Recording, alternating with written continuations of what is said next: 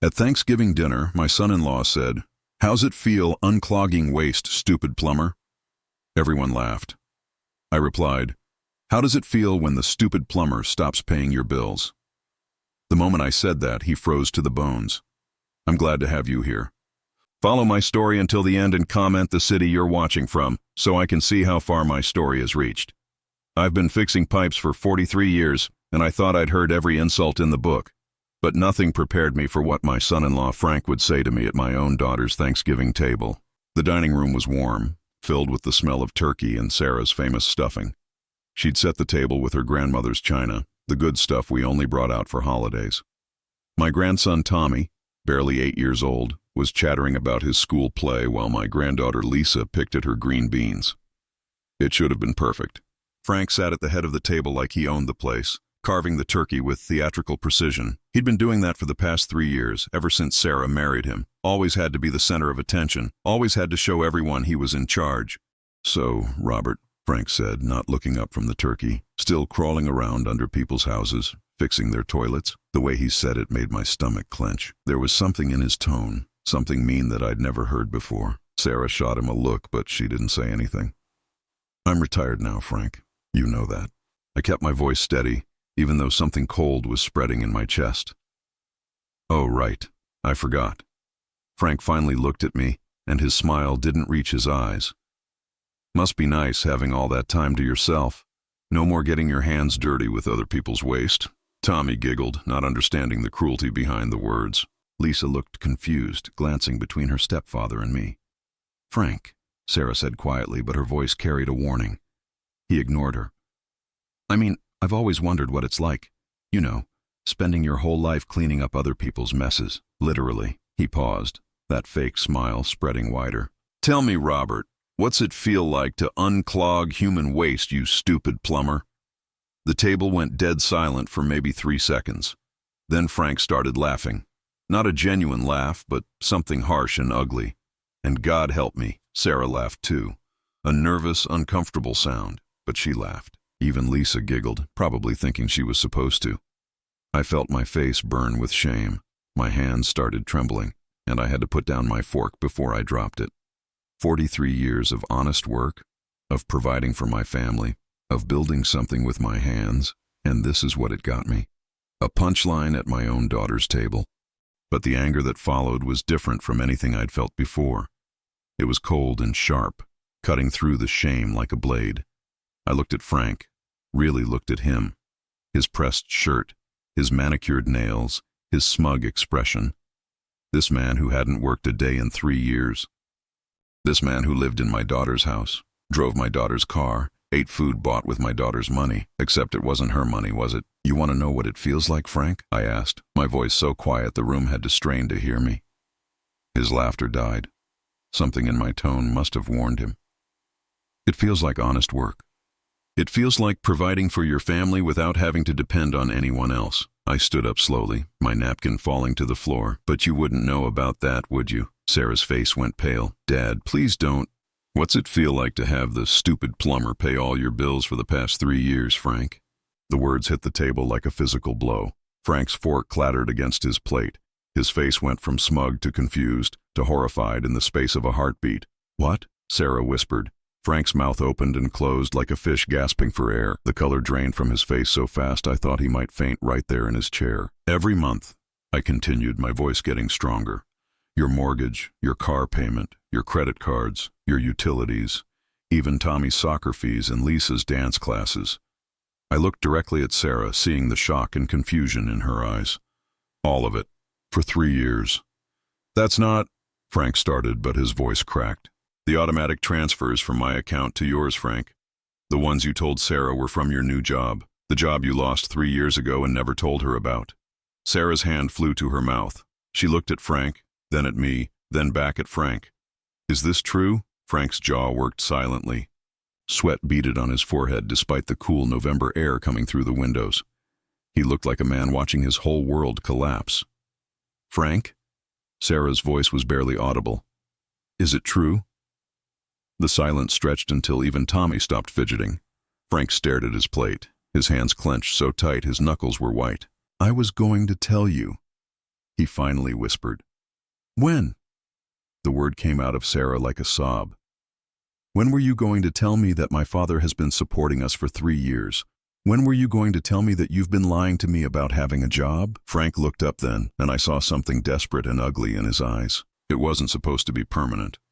I was going to find something. I was going to pay him back. With what money? I asked. The question hung in the air like smoke. Frank's face crumpled. Not with remorse, but with the rage of a man who'd been caught. You had no right to tell her. We had an agreement. We had an agreement that you'd find work and start contributing. That was 2.5 years ago. Sarah pushed back from the table so hard her chair scraped against the hardwood floor. I need some air. She rushed toward the back door, and I heard it slam shut behind her. Tommy and Lisa sat frozen, not understanding what was happening, but knowing it was bad. Frank finally looked at me, and what I saw in his face made my blood run cold. Not shame, not gratitude for all the help I'd given him, just pure, undiluted hatred. You just destroyed my marriage, he said, his voice low and venomous. No, Frank, I replied, sitting back down and picking up my napkin. You did that the day you decided to lie to my daughter instead of being the man she deserved. Outside, I could hear Sarah crying. The sound cut through me worse than any insult Frank could have thrown. But for the first time in 3 years, I felt something I'd almost forgotten. I felt like I had some power back. The question was, what was I going to do with it? 3 hours after Thanksgiving dinner fell apart, I sat in my empty house staring at my phone. 27 missed calls from Sarah, 14 text messages, each one more desperate than the last. Dad, please answer. We need to talk. Frank says there's more to this story. Why didn't you tell me? Why would you keep this from me? I'm coming over. Don't you dare leave. I turned the phone face down and walked to my kitchen. The leftovers Sarah had packed for me sat untouched on the counter.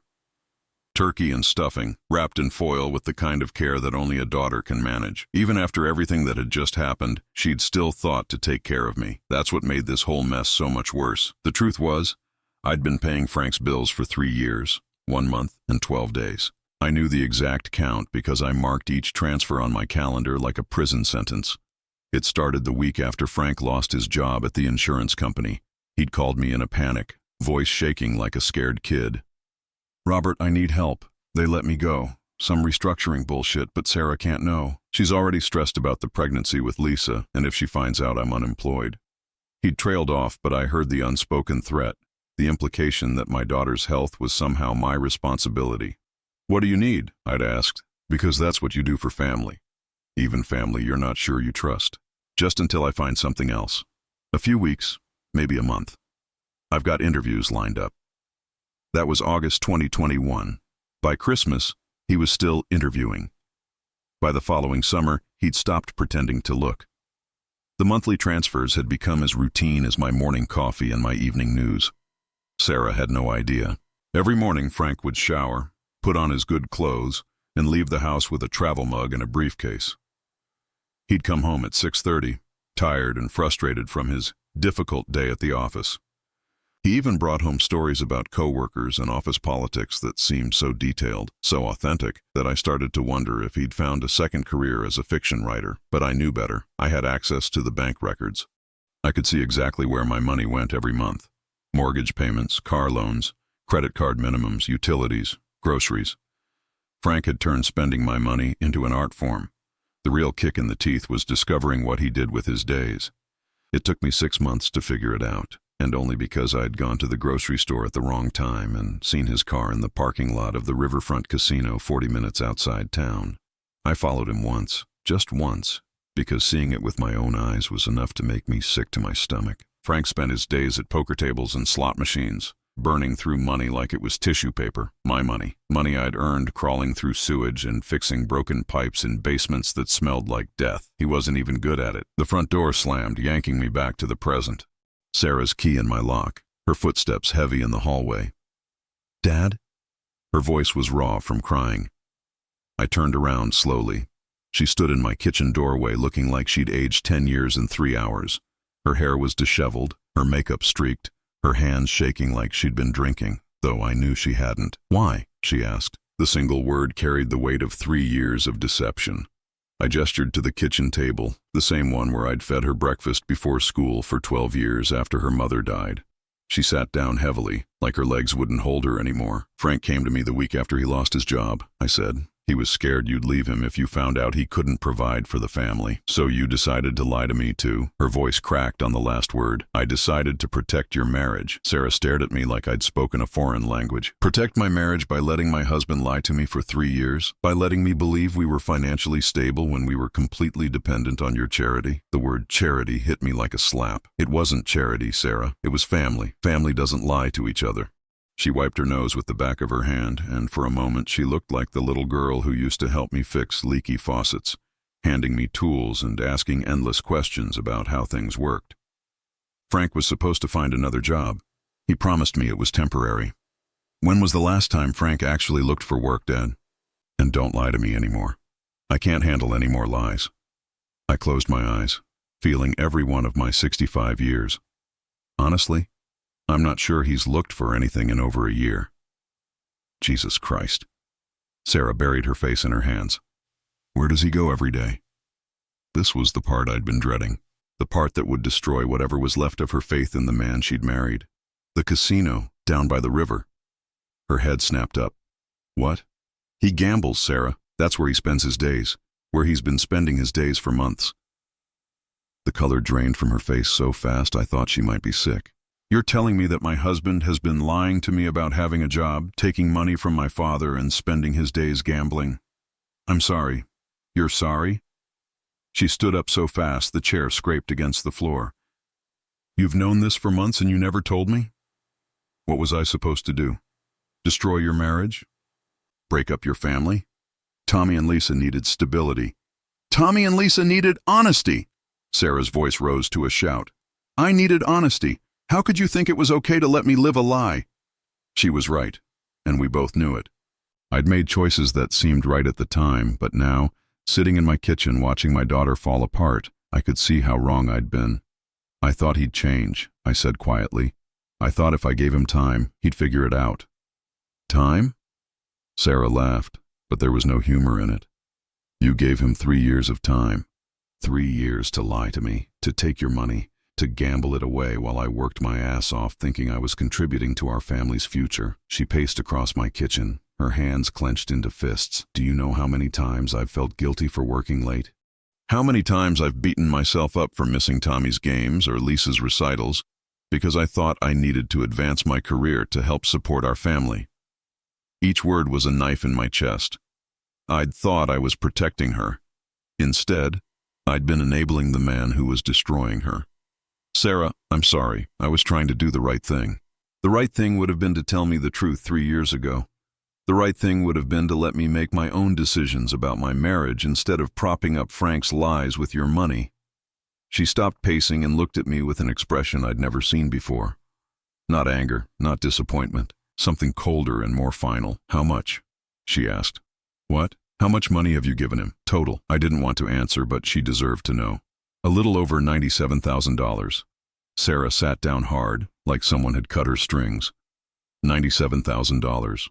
Sarah, that's more than I make in 2 years. Her voice was barely a whisper. "You've given my husband nearly $100,000, and I had no idea." We sat in silence for a long moment. Outside, I could hear my neighbor's dog barking, the distant sound of traffic on the main road. Normal sounds from a normal world that suddenly felt very far away. "Where is he now?" I asked. "At home, waiting for me to come back so he can explain how this is all somehow your fault." Sarah looked up at me, and I saw something break behind her eyes. "He's already started, Dad. He's already trying to make me believe that you manipulated him, that you forced this arrangement on him to make him look bad."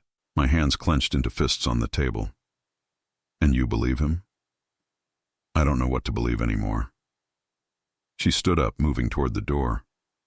"I don't know if I can trust anyone anymore." As she reached for the handle, she turned back to me one last time. "Tomorrow I want to see everything.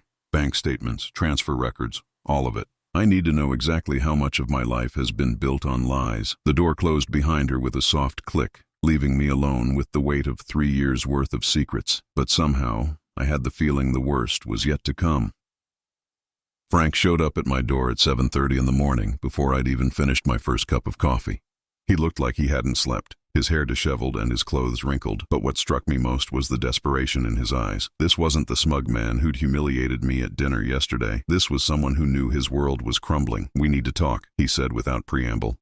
I stepped aside to let him in, but I didn't offer him coffee. Some bridges, once burned, don't get rebuilt with small courtesies. "Sarah's at work," he continued, following me into the kitchen. "She barely spoke to me this morning. She slept in the guest room." "Can't imagine why," I said, settling back into my chair with my coffee. Frank flinched. "Look, Robert, I know you're angry. I know what I said yesterday was wrong. But you can't destroy my marriage over this." "I'm not destroying anything, Frank. I'm just done keeping your secrets." He sat down across from me without being invited, leaning forward with his hands clasped. "You don't understand. If Sarah finds out everything, she'll leave me. She'll take the kids. Maybe she should." The words hung in the air between us. Frank's face went pale, then flushed red. "You can't mean that. Tommy and Lisa need a father figure. They need an honest father figure. Someone who doesn't spend his days lying to their mother and gambling away their future." Frank's mouth fell open. How did I know about the casino?" "I followed you, Frank, months ago. Watched you lose $300 in 2 hours at a poker table." I took a slow sip of my coffee, watching his face crumble. "My $300. It's not what you think." "Really? Then tell me what it is." Frank ran his hands through his hair, leaving it even more disheveled. "It started as research. I was thinking about getting into the gambling industry, maybe working for one of the casinos. I needed to understand the business." The lie was so pathetic it was almost insulting. "For 2 years, Frank? I had a system. I was making money at first. Good money. I thought if I could build up enough capital, I could start my own consulting business. And then?" His shoulders sagged. "And then I hit a bad streak. But it's temporary, Robert. These things cycle. If I can just get ahead again." "Stop." I held up my hand, feeling sick to my stomach. "Just stop. You're a gambling addict, Frank, and you've been using my money to feed your addiction while lying to my daughter about having a job." "I'm not an addict. I'm just going through a rough patch." "Every addict says that." I stood up, needing to put some distance between us. "How much have you lost, Frank? Not what I've given you for bills. How much have you actually gambled away?" Frank's silence was answer enough. "Jesus Christ, how much?" "It's not that simple. I've won some too." "How much, Frank?" "Maybe 30,000. But like I said, I've won some back. $30,000. My voice came out as a whisper. $30,000 of my money that was supposed to go to your family." Frank stood up suddenly, his chair scraping against the floor. "You act like you're some kind of saint, but you're not. You knew what was happening and you let it continue. That makes you complicit."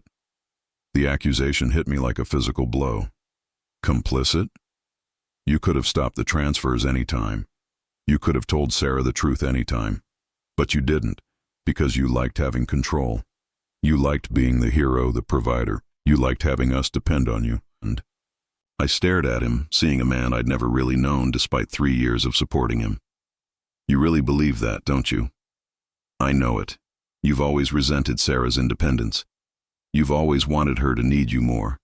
This whole situation gave you exactly what you wanted." The accusation was so twisted, so completely wrong, that for a moment I couldn't even respond. When I finally found my voice, it was dangerously quiet. "Get out of my house." "Robert, wait. I didn't mean—" "Get out. Now."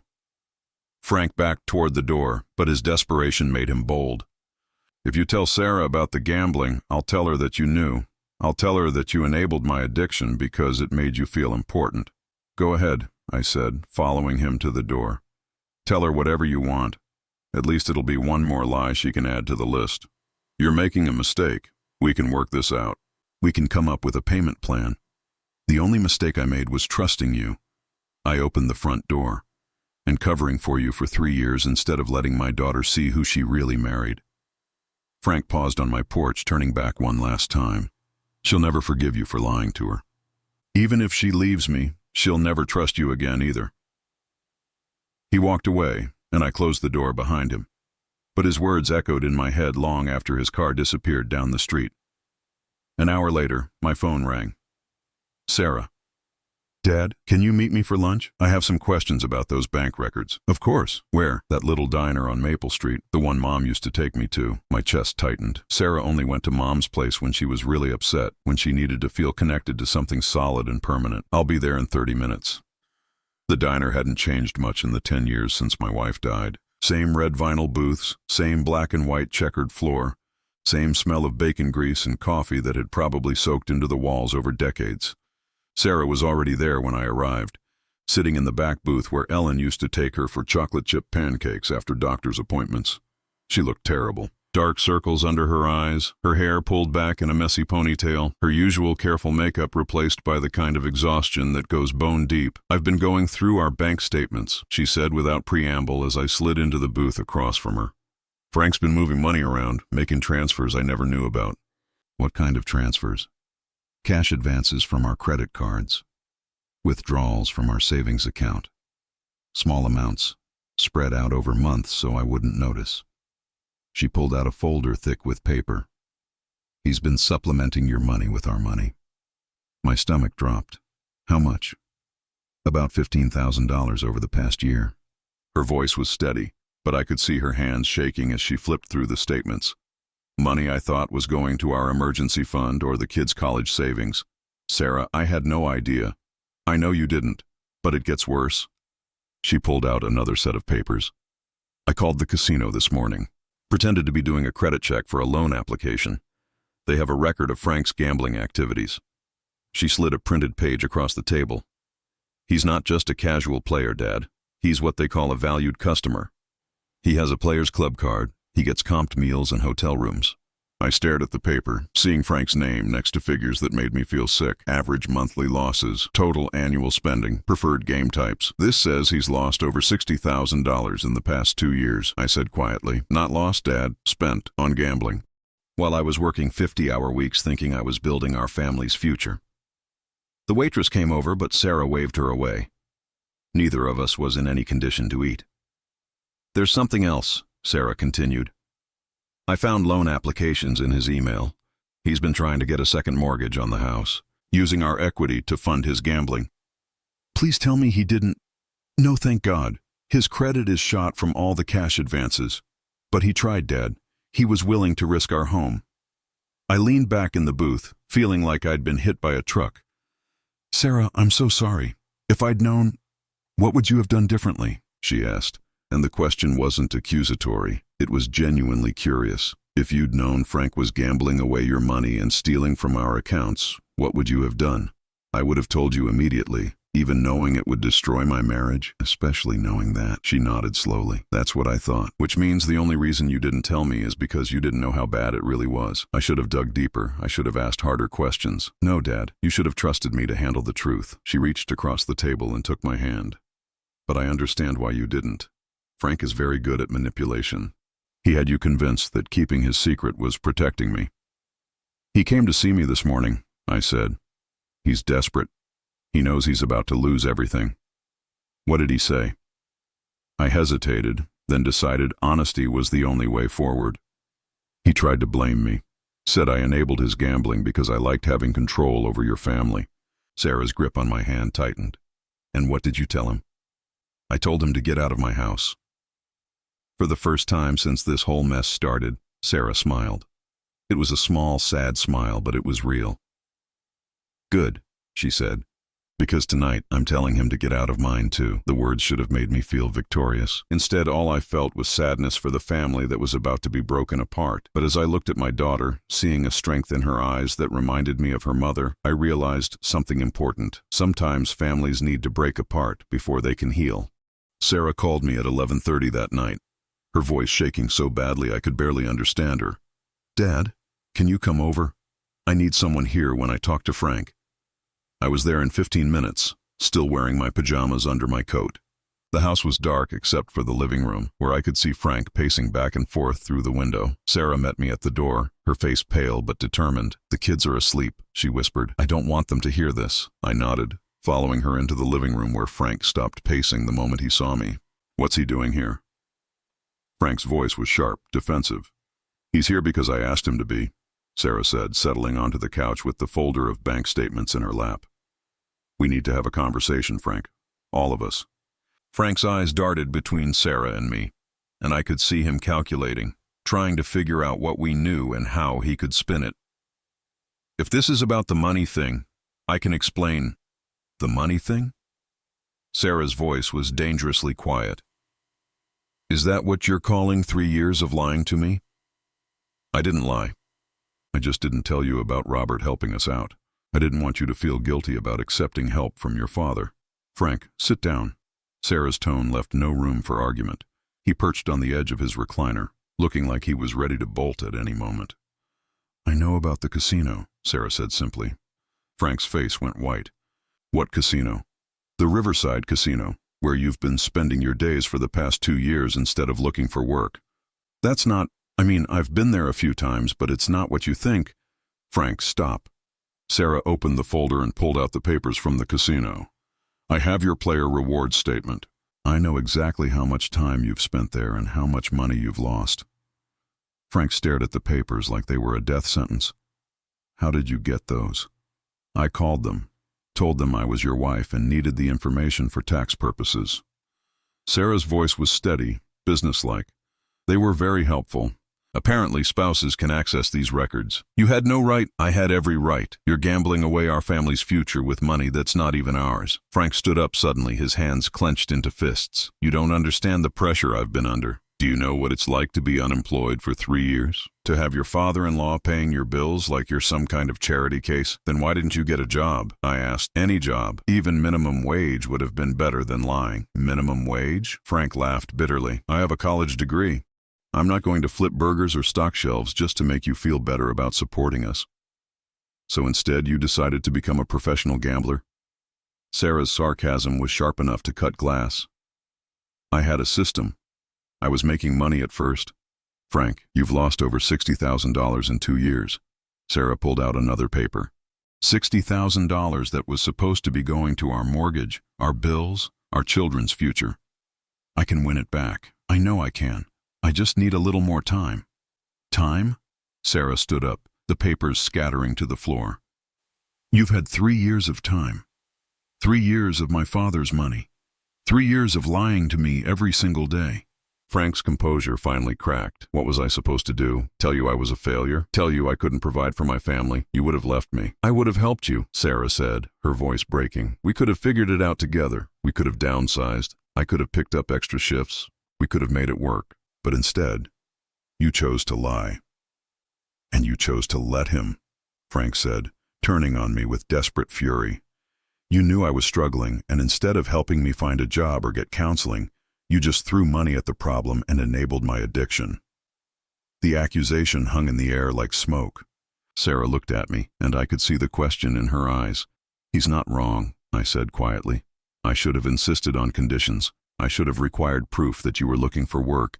I should have told Sarah the truth from the beginning. Dad, no, Sarah. He's right about that part. I made this worse by not being honest with you. Frank seized on this. See, he admits it. He's just as responsible for this mess as I am. No, Frank, I said, standing up to face him. I'm responsible for enabling you. You're responsible for lying to your wife, stealing from your family, and gambling away money that was meant to feed your children. I never stole anything. You took cash advances from your credit cards without telling Sarah. You withdrew money from your savings accounts without her knowledge. What would you call that? Frank's mouth opened and closed like a fish gasping for air. Sarah sank back onto the couch, looking exhausted. Frank, I found something else today. She pulled out her phone and showed him the screen. An email from a divorce attorney, in your sent folder, from 6 months ago. My blood ran cold. Frank's face went from pale to gray. You were researching divorce attorneys 6 months ago. Sarah's voice was barely a whisper. I was scared you were going to find out about everything. I wanted to know what my options were. Your options? Sarah stood up again, and I could see rage building in her eyes. Your options were to tell me the truth and work on fixing our problems together. Instead, you were planning your exit strategy. It wasn't an exit strategy. I was just trying to understand. What you were trying to understand, Sarah said, her voice rising, was how to protect yourself when your house of lies finally collapsed. Sarah, please, I love you. I love our family. This whole thing just got out of hand, but we can fix it. How, Frank? How can we fix 3 years of lies? How can we fix the fact that you've been planning to leave me while spending my father's money? How can we fix the fact that I can't trust a single word that comes out of your mouth? Frank looked around the room desperately, like he was searching for something to save him. His eyes landed on the family photos on the mantel. Pictures of him with Tommy and Lisa. Pictures of happier times when the lies weren't so heavy. "What about the kids?" he said, his voice cracking. "They need their father." "They need a father they can trust," Sarah replied. "They need a father who doesn't lie to their mother. They need a father who puts their well-being above his own selfish desires. I can change. I can get help. There are programs for people with gambling problems." "There are," Sarah agreed, "and you should absolutely get help. But you're not going to do it while living in this house and lying to our children." Frank sank back into his chair, and for the first time since I'd known him, he looked genuinely defeated. "You're kicking me out. I'm asking you to leave. Tonight. You can stay at a hotel or with friends, but you can't stay here. Not anymore." "And if I refuse?" Sarah's jaw tightened. "Then I'll call the police and have you removed for financial abuse." "Because that's what this is, Frank. You've been abusing our family financially for 3 years." The room fell silent except for the sound of Frank's ragged breathing. I watched him struggle with the reality that his lies had finally caught up with him.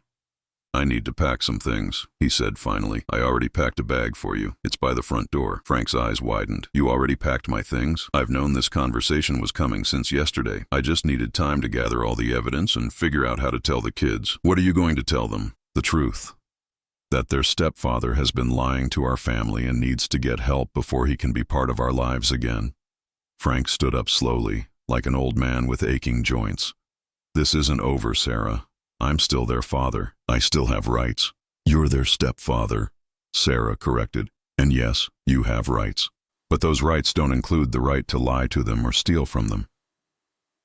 Frank looked at me one last time, and what I saw in his face was pure hatred. "This is all your fault. If you'd minded your own business..." "If I'd minded my own business, you'd still be lying to my daughter and gambling away money meant for my grandchildren." I stepped closer to him. "Frank, get help. Real help. Not for Sarah, not for the kids, but for yourself. Because right now, you're a man with nothing left to lose, and that's a dangerous place to be." Frank grabbed his coat from the hook by the door and picked up the suitcase Sarah had left there. As he opened the door, he turned back one last time.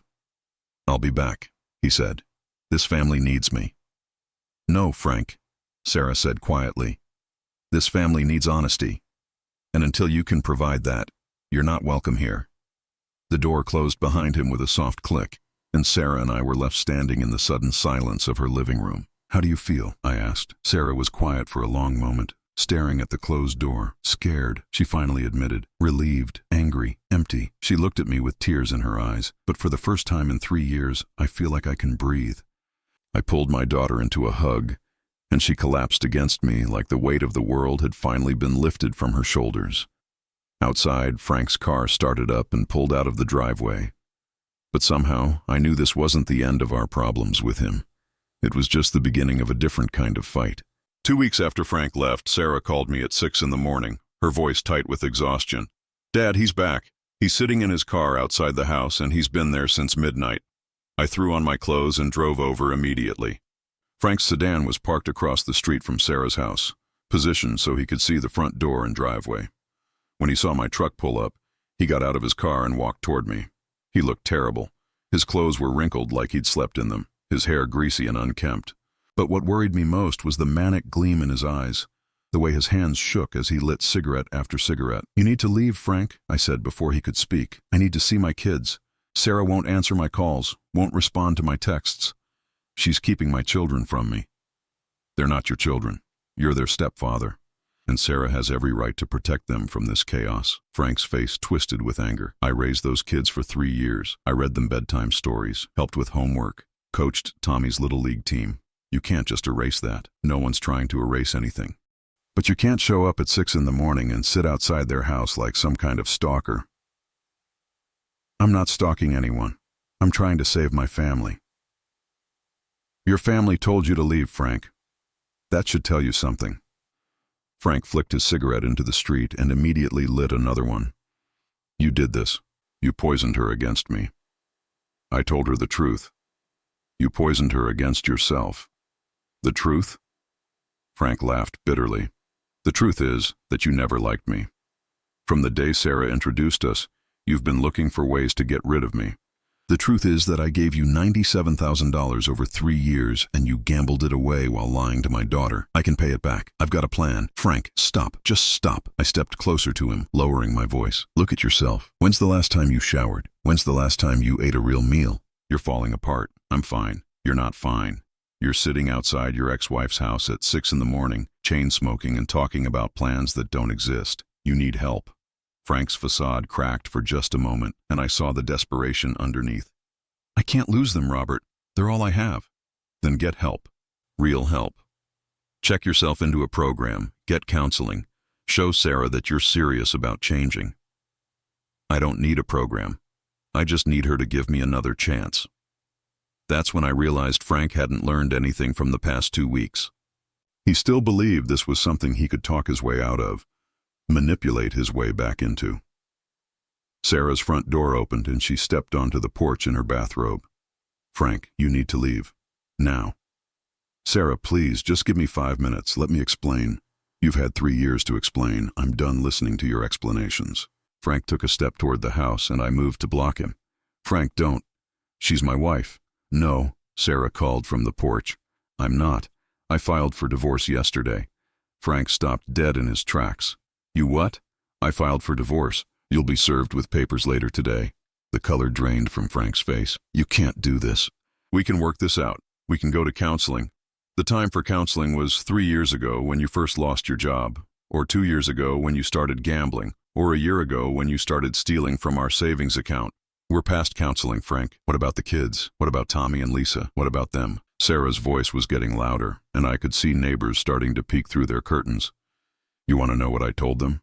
I told them that sometimes adults make mistakes so big that families have to change. I can fix this. No, you can't. Because even if you paid back every penny, even if you never gambled again, I could never trust you again. Do you understand that? Trust isn't something you can win back at a poker table. Frank turned to me, desperation making his voice crack. Talk to her. Make her understand that everyone deserves a second chance. She gave you second chances for 3 years, Frank. Every month that she didn't question where your income was coming from was a second chance. Every time she believed your stories about job interviews was a second chance. Every time she trusted you with our family's future was a second chance. Our family? Frank's eyes narrowed. This isn't your family, Robert. This is my family. My wife, my kids, my house. Your house? I couldn't keep the anger out of my voice anymore. Frank, you haven't made a single mortgage payment in 3 years. Sarah's been working her ass off while you've been pretending to have a job. Every piece of furniture, every utility bill, every grocery run has been paid for with her money or mine. What exactly makes this your house? Frank's hands clenched into fists. I won't let you steal my family. Nobody's stealing anything. Your family is choosing to live without lies. That's when Frank snapped.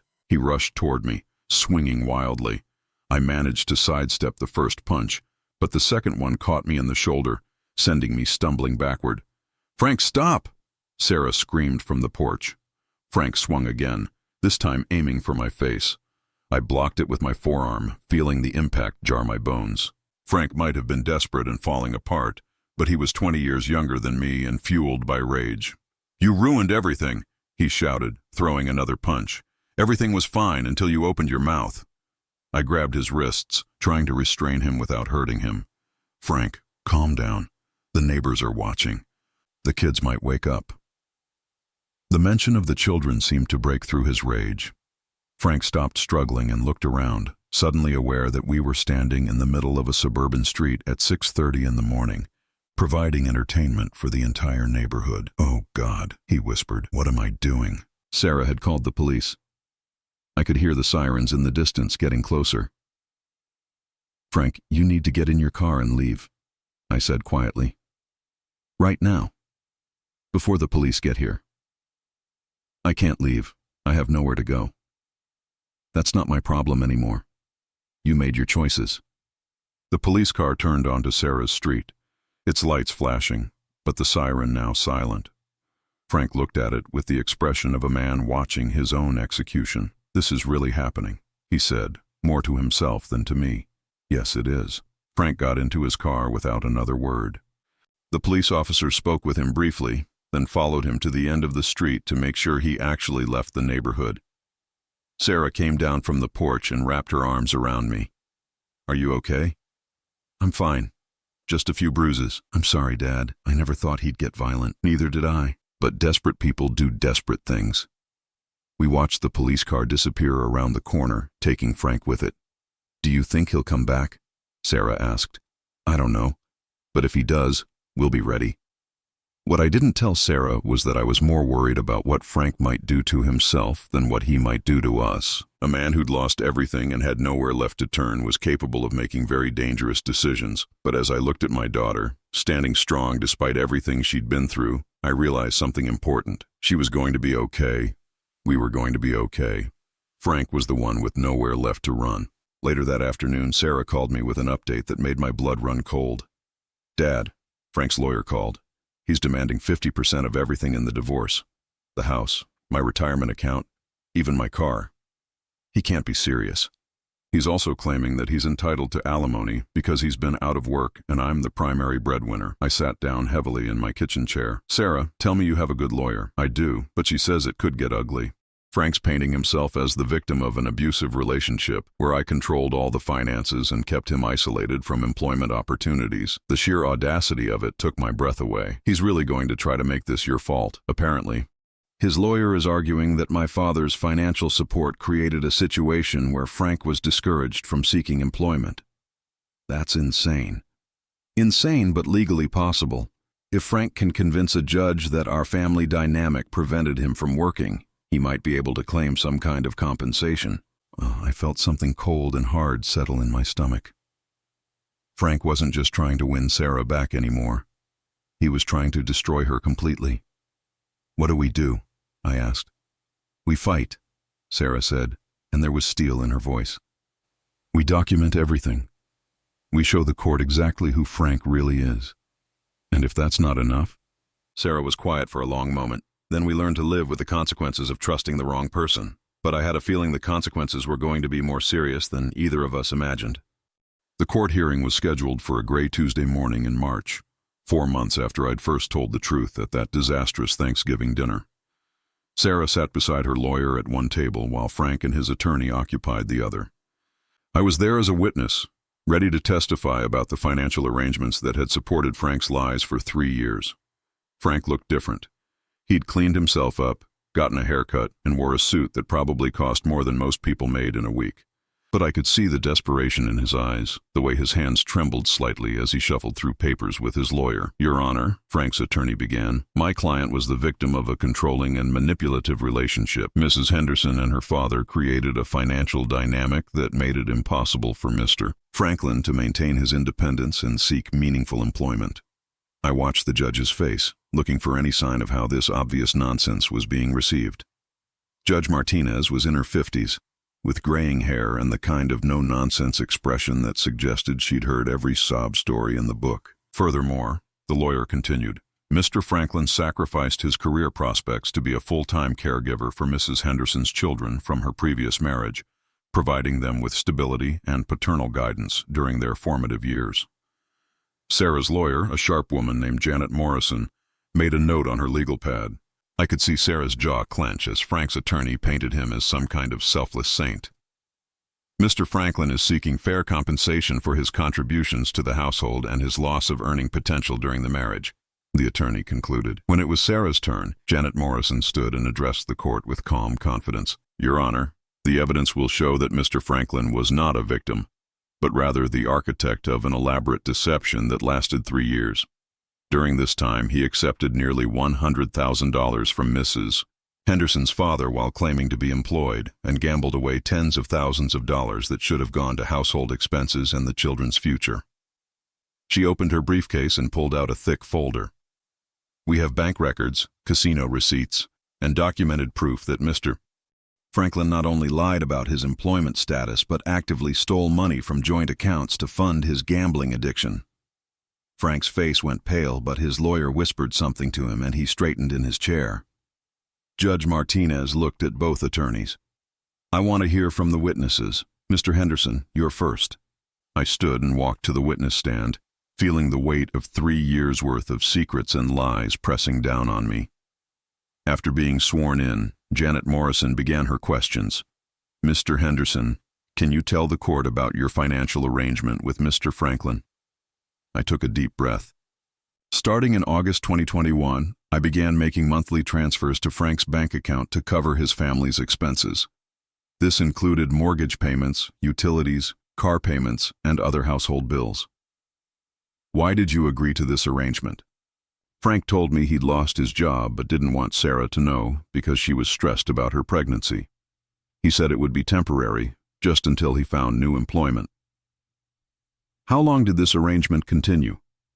3 years and 4 months, until November 2024, when I discovered that Frank had never actually looked for work and had been spending his days gambling at a local casino. Frank's lawyer objected, claiming hearsay, but Judge Martinez allowed me to continue. "Did Mr. Franklin ever pay you back any of the money?" "No.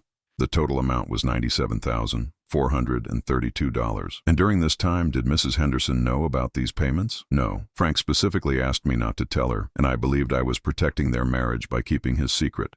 Janet Morrison presented the bank records, the casino statements, and the evidence of Frank's unauthorized withdrawals from joint accounts. With each piece of documentation, Frank seemed to shrink further into his chair. When Frank took the stand to testify on his own behalf, his entire story fell apart under cross-examination. "Mr. Franklin, you testified that you were actively looking for work during the 3 years you received money from Mr. Henderson. Can you provide any documentation of job applications or interviews?" Frank fumbled through his papers. Most of my applications were submitted online. I don't have printed copies." "Can you provide the names of companies you applied to?" "Some of them, yes, but it's been a long time." "Mr. Franklin, according to your casino player rewards statement, you visited the Riverside Casino an average of 4 days per week for over 2 years. How do you reconcile this with your claim that you were actively seeking employment?" Frank's face flushed red. That was stress relief. The unemployment situation was very difficult for me emotionally." "Stress relief that cost you over $60,000? "I wasn't always losing money. Sometimes I won." "Mr. Franklin, according to these records, your net losses over 2 years were $63,800. When did you plan to tell your wife about these losses?" Frank couldn't answer. He sat there opening and closing his mouth like a fish out of water. The final blow came when Sarah took the stand. Her testimony was calm, measured, and devastating. "I worked 50 to 60 hours per week during our marriage, believing that my income was supporting our family while Frank contributed his salary from his job. I took on extra shifts, missed time with my children, and postponed personal goals because I thought we needed my additional income to maintain our lifestyle. If you had known that Mr. Franklin was unemployed and gambling, would you have made different choices?" "Absolutely. I would have insisted that we downsize our home, reduce our expenses, and that Frank get help for his gambling problem. I also would have encouraged him to take any available employment rather than holding out for something in his preferred field." "How did learning the truth affect your trust in Mr. Franklin?" Sarah's voice remained steady, but I could see tears in her eyes. "It destroyed it completely. Marriage is supposed to be a partnership based on honesty and mutual support. For 3 years, Frank allowed me to believe in a fiction while making decisions that affected our family's future without my knowledge or consent." Judge Martinez called a brief recess, during which Frank's lawyer whispered urgently in his ear. When court resumed, Frank's attorney stood up. "Your Honor, my client would like to withdraw his requests for alimony and property division." The judge raised an eyebrow. "Mr. Franklin, do you understand what you're doing?" Frank nodded miserably. "Yes, Your Honor." "Very well. Mrs. Henderson, you'll retain full custody of the children, the family home, and all marital assets. Mr. Franklin, you're entitled to visitation with the children at Mrs. Henderson's discretion, provided you complete a gambling addiction treatment program." The gavel came down with a sharp crack and it was over. Outside the courthouse, Frank approached Sarah one last time, I stayed close, ready to intervene if necessary, but Frank seemed deflated, defeated. Sarah, I know I can't undo what I did, but I want you to know that I really did love you. I love the kids. Sarah looked at him for a long moment. I believe you did, Frank. But love isn't enough when it comes without honesty. Will you let me see Tommy and Lisa once I get help? If you really get help, real help, not just going through the motions, and if you can prove that you're stable and honest, then yes, they deserve to have a relationship with you if you can be the person they need you to be. Frank nodded, tears in his eyes. Thank you.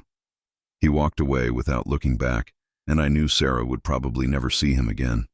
Men like Frank didn't usually do the hard work of actually changing. They just moved on to the next person they could manipulate. 6 months later, I was sitting in Sarah's backyard, watching Tommy and Lisa play on their new swing set. Sarah had gotten a promotion at work, and the house felt lighter somehow, free from the weight of secrets and lies. Do you ever regret telling the truth? Sarah asked, settling into the chair beside me with a glass of iced tea. Never, I said without hesitation. Do you regret that I did? No, but I regret that it took so long. I should have seen the signs. Frank was very good at manipulation, Sarah. He fooled me for 3 years too. We sat in comfortable silence watching the kids play. Tommy was teaching Lisa how to pump her legs to make the swing go higher. His patience and kindness a sharp contrast to the chaos that had defined their home life just months earlier. They're doing better, Sarah observed. So are you. So are we all. She reached over and squeezed my hand. Thank you for not giving up on our family even when I couldn't see what was really happening. Family looks out for each other, I said, even when it's hard, especially when it's hard. As the sun set behind us, painting the sky in shades of orange and pink, I realized something important. Frank had been wrong about one thing at that Thanksgiving dinner. Being a plumber wasn't about cleaning up other people's waste. It was about fixing things that were broken. And sometimes the most important repairs happened not in basements and crawl spaces, but in the hidden places where families keep their secrets. I'd spent 43 years fixing pipes and unclogging drains, but the most important thing I'd ever fixed was the foundation of trust between me and my daughter, and that was worth more than any amount of money Frank could have gambled away. Now I'm curious about you who listened to my story. What would you do if you were in my place? Have you ever been through something similar? Comment below, and meanwhile I'm leaving on the final screen 2 other stories that are channel favorites, and they will definitely surprise you. Thank you for watching until here.